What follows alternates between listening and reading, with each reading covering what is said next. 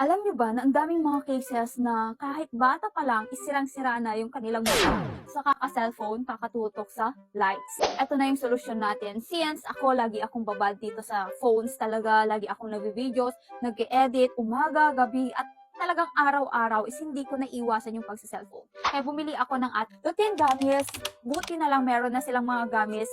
Ito is for the eye protection with zeaxanthin and support eye function. Hindi naman na pagpatanda ng patanda at pag lagi tayong tutok sa phone talaga is hindi natin maiiwasan na lumalabo na yung mata natin. Ako din, grabe, malabo na talaga yung mata ko.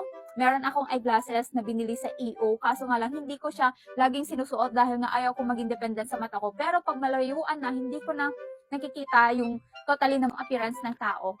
Kaya nang nakita ko na meron ng gummies ang lutein, talagang kumuha na ako at hindi na ako nagdalawang isip. Kakabili ko to, and bago pa lang talaga siya.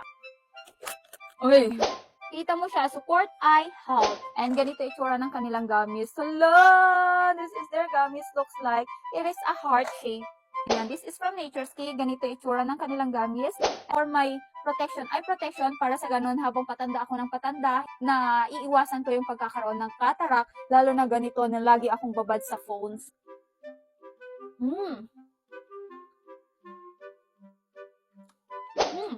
Sarap niya.